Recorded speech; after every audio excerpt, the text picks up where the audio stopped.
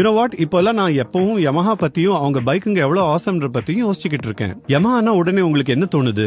Racing obviously.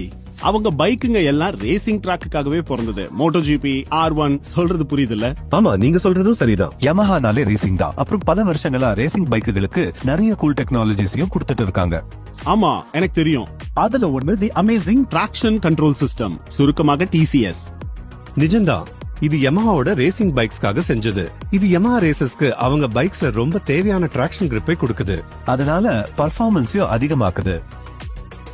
இந்த technology அசத்தலான விஷயம். இதனால எனக்கு கம்ஃபர்ட் ஜாஸ்தி, நிறைய கான்ஃபிடன்ஸ் அண்ட் பக்கா கண்ட்ரோல். ரேஸ ஜெயிக்கிறதுக்கு இதை விட என்ன வேணும்? இதை தெளிவா புரிஞ்சுக்கணும்னா டிராக்ஷன் கண்ட்ரோல் பொதுவா எப்படி வேலை செய்யுதுன்னு தெரிஞ்சுக்கணும். சரி, நீங்க பைக்கோட டிராக்ஷன் கண்ட்ரோல ஆன்ல வச்சுக்கிட்டு த்ராட்டிலை ஓபன் செய்யும் போது ஃப்ரண்ட் மற்றும் ரேர் வீல்ல இருக்கிற சென்சருங்க வீல்ஸுங்க என்ன ஸ்பீட்ல ஸ்பின் ஆகுதுன்னு மானிட்டர் செய்யுது. ரேர் வீலை விட ஃப்ரண்ட் வீல் அதிகமாக ஸ்பின் ஆகுதுன்னு இன்ஜின் கண்ட்ரோல் யூனிட்டுக்கு தெரிஞ்சா இன்ஜினோட ஃபியூல் இன்ஜெக்ஷன் மற்றும் இக்னிஷன் டைமிங்கை கண்ட்ரோல் செஞ்சு ரேர் வீலுக்கு அனுப்புற பவரை குறைச்சு அதை பேலன்ஸ் ஸ்பீட்ல சுத்த வச்சு ஸ்லிப்பிங் மற்றும் ஸ்விங் ஆகாம தடுக்குது. இது செம கூல் டெக்னாலஜி. இது அட்டகாசமா வேலை செய்யறதுனால இப்போ அவங்க பைக்குங்க எல்லாம் இப்போ இன்னும் ரொம்ப எஃபிஷியன்ட்னு அடிச்சு சொல்லலாம். சரியா சொன்னீங்க. இந்த டெக்னாலஜி பவர்ஃபுல் ரேசிங் பைக்குகளுக்கு மட்டும் இல்ல, தினசரி லோயர் சிசி பைக்ஸ் ஓட்டுற ரைடர்ஸ்க்கும் பயன் தருது. மத்தவங்க மாதிரி இல்லாம யமஹா ரேஸ் பைக்ஸுக்கு உருவாக்குற டெக்னாலஜியை ரோட் பைக்ஸ்க்கும் கொடுக்கறாங்க. இதுதான் மேஜிக், அதுதான் யமஹா.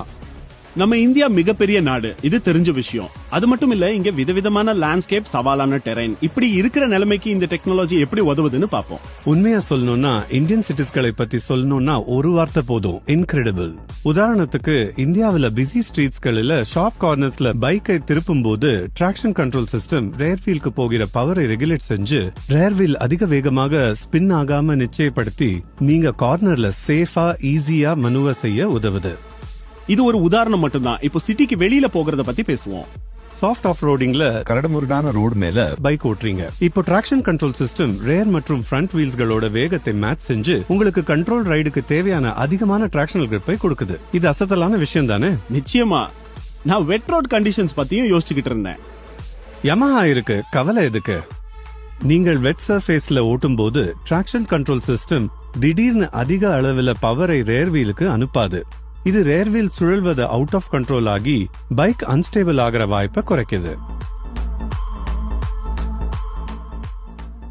வாவ், இப்போ நோ வரிஸ். இப்போது நம்ம எந்த பயமும் இல்லாமல் ரைட முழுமையா என்ஜாய் செய்ய முடியும். நம்ம ரைட் எக்ஸைட்டிங்கா என்ரிச்சிங்கா இருக்கணும்னு நமக்காக எத்தனையோ செய்றாங்க யமஹா. இது என்ன சொல்லவா வேணும்? More power to Yamaha.